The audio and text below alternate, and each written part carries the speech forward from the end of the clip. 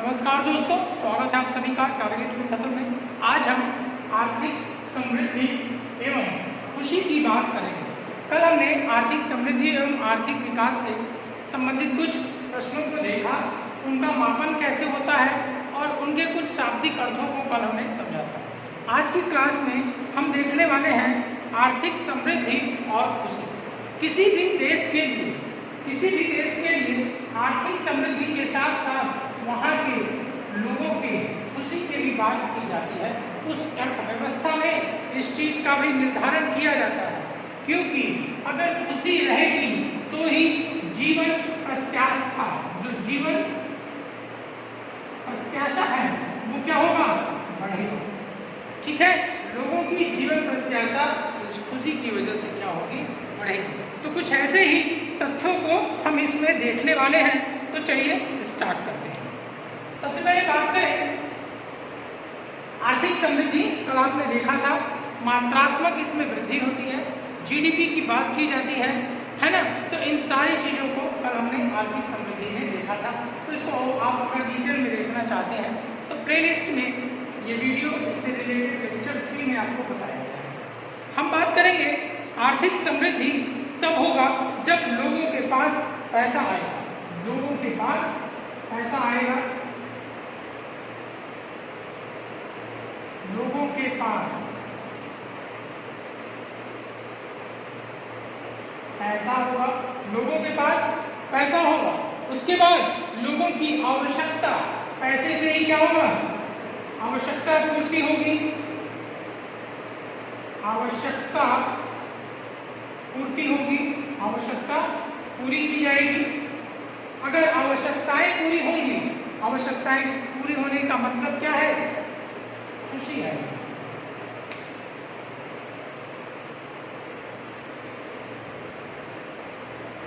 खुशी है। आवश्यकता पूरी मतलब जब उनके गैर खाद्यान्न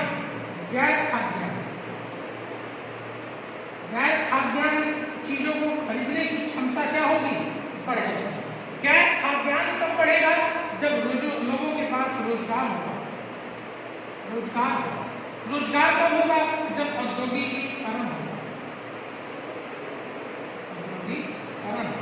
इसका मतलब आप देख रहे हैं कि आर्थिक समृद्धि एवं आर्थिक खुशी से क्या होगा, औद्योगिकीकरण में विकास होगा, रोजगार की प्राप्ति होगी, लोगों की आवश्यकताएं पूरी होंगी और लोगों के पास खुशियां आएंगी। ठीक है, इसके साथ ही कुछ अन्य मानक जो हम इसमें देखने वाले हैं, आइए उस पर डिस्कस करें। बात करें खुशी।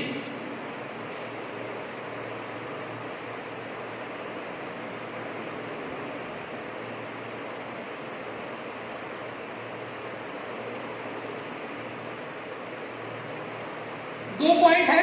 पहली, खुशी कैसे होगा, भौतिक संसाधनों की पूर्ति से, भौतिक संसाधन की पूर्ति। और दूसरी बात करें हम गैर जो भौतिक संसाधन है, गैर भौतिक संसाधन, गैर भौतिक संसाधन। खुशी का मतलब क्या, किसी भी इंसान की अगर ये दोनों जो एक भौतिक संसाधन है और एक गैर भौतिक संसाधन है वो क्या हो, पूर्ण हो जाए। भौतिक संसाधन जैसे इसमें आपका गैर खाद्यान्न भी आ जाएगा। ये जितनी भी भौतिक वस्तुएं हैं, अगर उसकी पूर्ति किसी मनुष्य को होती है, अर्थात उसमें उसको क्या होगा, खुशी की प्राप्ति होगी। गैर भौतिक संसाधन में आपका धर्म, आध्यात्म, ये सारी चीजें आती हैं। ठीक है, धर्म और आध्यात्म, गैर भौतिक संसाधन। नेक्स्ट हम बात करें एक सकल राष्ट्रीय खुशी, इसकी गणना कैसे की जाती है। आपको समझ में आया, आर्थिक समृद्धि और खुशी किसी भी अर्थव्यवस्था के लिए क्या है, एक जरूरी कदम है। किसी भी अर्थव्यवस्था में जब तक खुशी नहीं होगी, लोगों की जीवन प्रत्याशा नहीं बढ़ेगी, लोग वहां जीना नहीं चाहेंगे, इससे क्या होगा, उस देश की जो इकोनॉमी है, कौन सी इकोनॉमी, जो एक ह्यूमन इकोनॉमी है उसमें एक बुरा प्रभाव पड़ेगा। इसलिए किसी भी देश की आर्थिक समृद्धि एवं उसकी खुशी दोनों का ध्यान हमें रखना चाहिए। अब हम बात करेंगे सकल राष्ट्रीय खुशी। सकल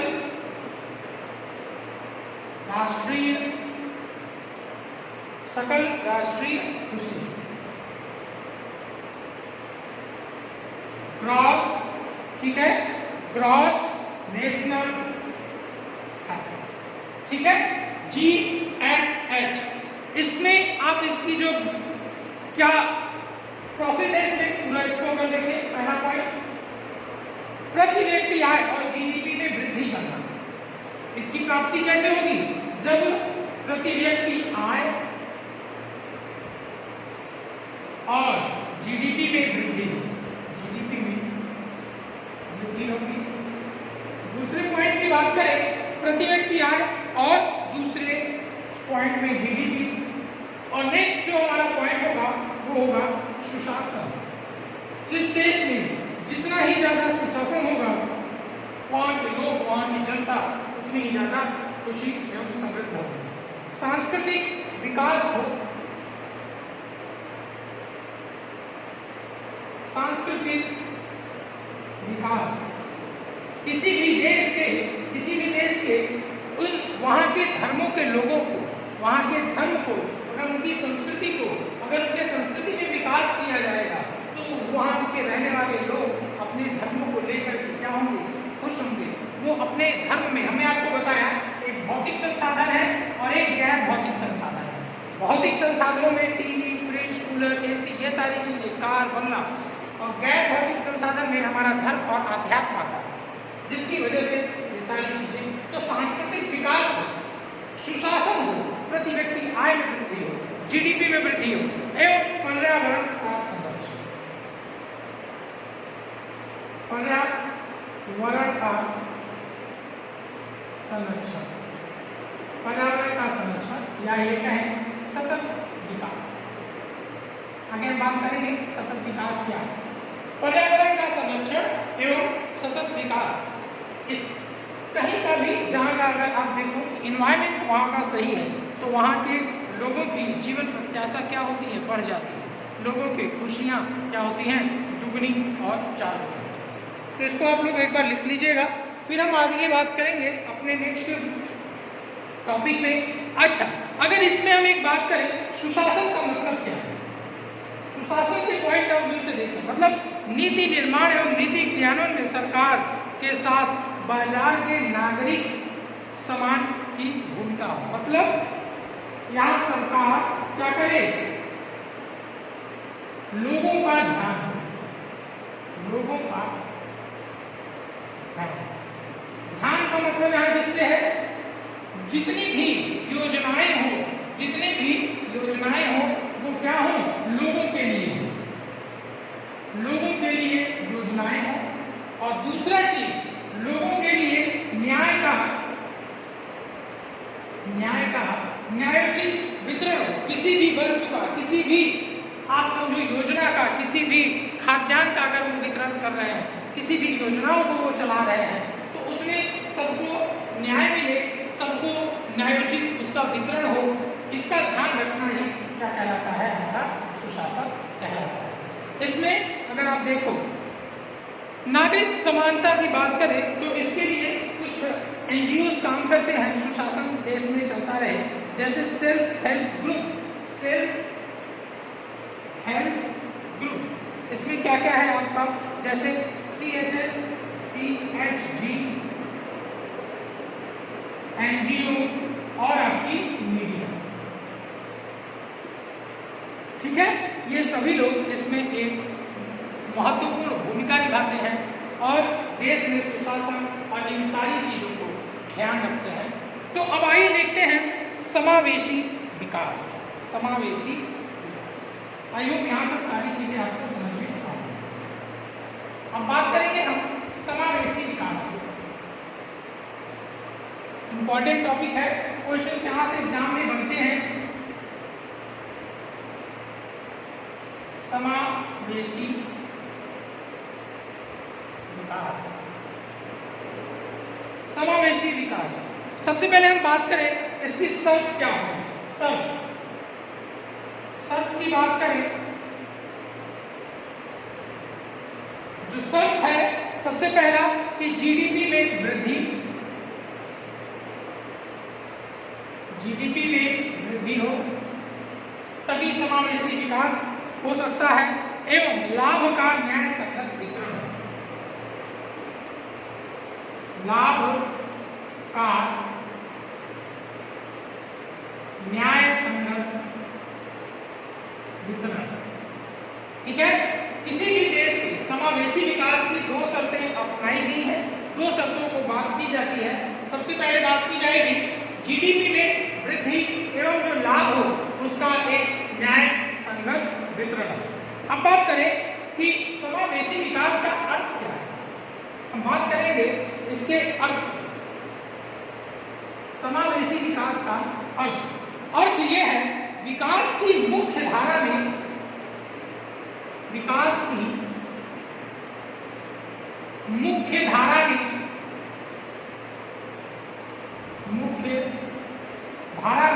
विकास की मुख्य धारा में सभी को शामिल करना,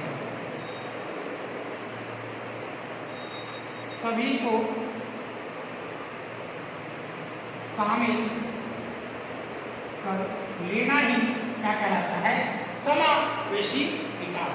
अर्थ हमने देखा कि इसका अर्थ क्या है समावेशी विकास का, कि विकास की मुख्य धारा में जब हम सभी को समावेशी कर लेंगे, अपने अंदर ला लेंगे, उस विकास की धारा में सभी को शामिल कर लेंगे, और ये ऐसा तभी होगा जब न्याय का, जब किसी भी आप समझो कि लाभ हो उसका न्यायोचित वितरण हो, तभी देश में समावेशी विकास आ सकता है।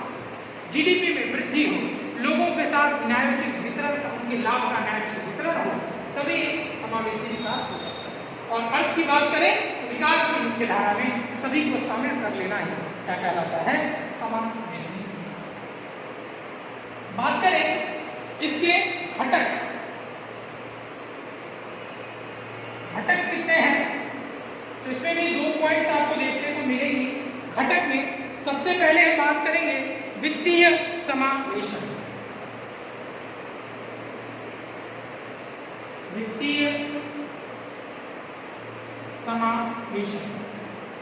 वित्तीय समावेशन और दूसरा हम बात करें सामाजिक समावेशन।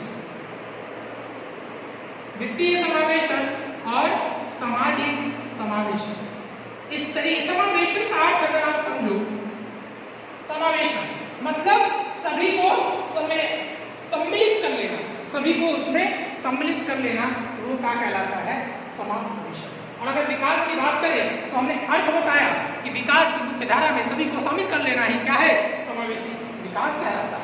इसके घटक की हम बात करेंगे तो इसके 2 घटक हैं, वित्तीय समावेशन एवं सामाजिक समावेशन। जैसे सभी को बैंक की सुविधा का लाभ, सभी को वित्तीय समावेशन का क्या अर्थ है, सभी को बैंक की सुविधा, ठीक है, सभी को बैंक की सुविधा हो। दूसरी बात करें हम सामाजिक समावेशन क्या है, वित्तीय समावेशन में आप देखोगे कि सभी को बैंक की सुविधा हो, और सामाजिक में क्या हो, भेदभाव समाप्त, भेदभाव समाप्त। अब इससे कुछ अगर हम क्वेश्चंस मिलाएं, निकालें, तो अगर एक क्वेश्चन आ जाए कि प्रधानमंत्री जो बैंक में जो उन्होंने खाता खोलने का जो एक योजना बनाया, वो योजना किसके अंतर्गत है, तो वो योजना ये समावेशी विकास के अंतर्गत है। भेदभाव की समाप्ति की बात हमारे कॉन्स्टिट्यूशन के में भी की गई है, आर्टिकल 14, 15, 16, 17, 18 है ना, अस्पृश्यता का अर्थ। तो इन सारी चीजों को आप इसमें समझ सकते हैं। तो भेदभाव के समाप्त की बात हुई हमारे समावेशी विकास में, हमारे संविधान में इन सारी चीजों में की गई है। अब बात करेंगे सतत विकास और अन्य कुछ महत्वपूर्ण तथ्यों की। आई होप आपको यहाँ तक सारी चीजें समझ में आ गई। मैं इससे रिलेटेड एक आर्टिकल भी आपको यहाँ बता दूं, भेदभाव समाप्त मतलब अस्पृश्यता का अंत, विधि धर्म, विधि धर्म, औसत, छुओ नहीं, उपाधि। 14, 15, 16, 17, 18 आर्टिकल 17। ये मैंने क्या बोला, इसके लिए आप हमारे जो नेक्स्ट हमारा एक आएगा, आप चाहो तो उसमें जाकर के देख सकते हो कि किस तरीके से हमने उसमें कॉन्स्टिट्यूशन के मूल अधिकार के जो आर्टिकल्स हैं हमने उसमें आपको याद कराया है। आई होप आपको यहाँ तक सारी चीजें समझ में आ गई होंगी। अब बात करें हम आर्थिक समृद्धि, आर्थिक विकास, सतत विकास, समावेशी विकास and GNH gross nation happiness. इसका एक हम पूरा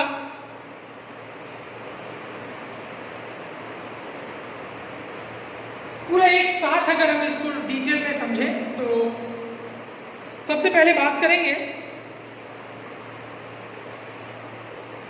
आर्थिक समृद्धि। चार्ट को आप देख लेंगे,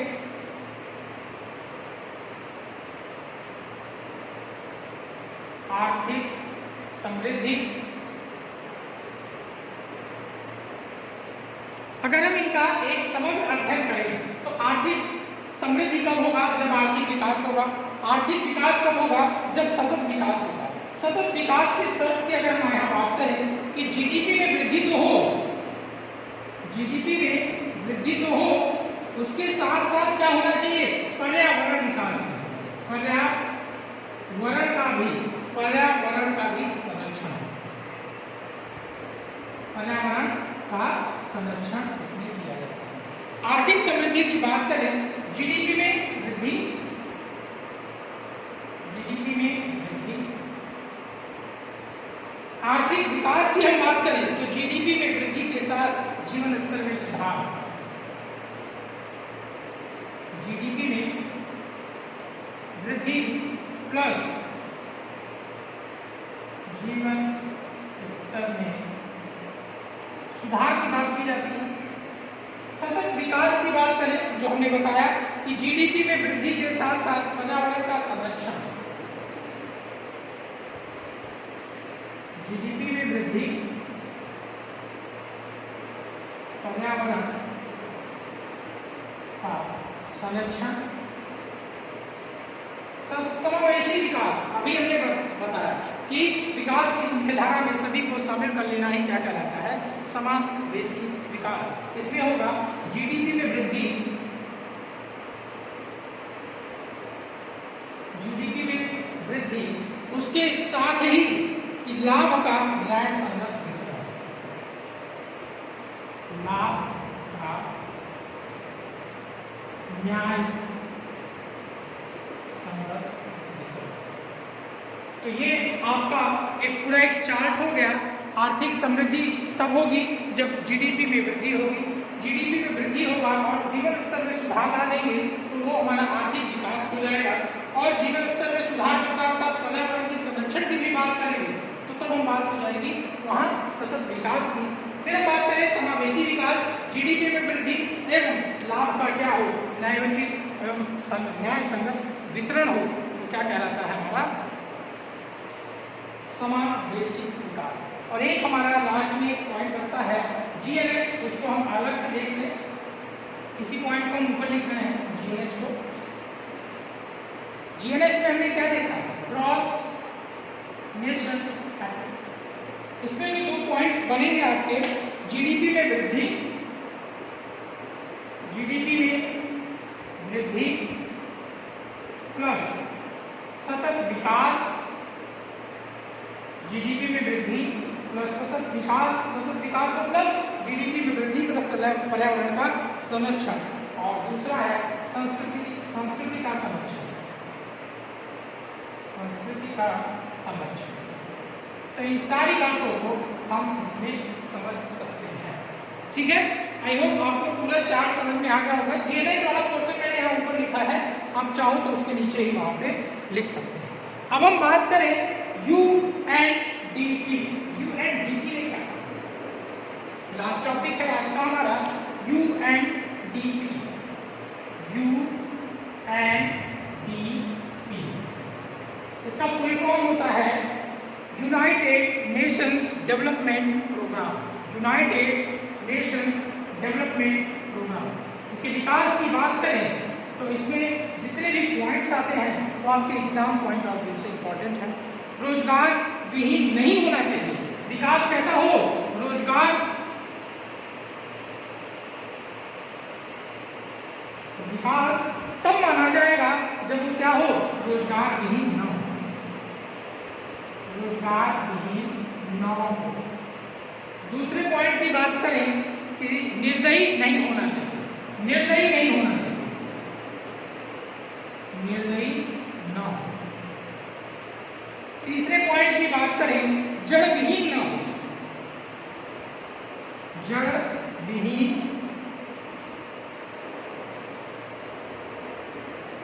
न हो। और हमारा जो एक चौथा और लास्ट पॉइंट होगा भविष्य विहीन हो।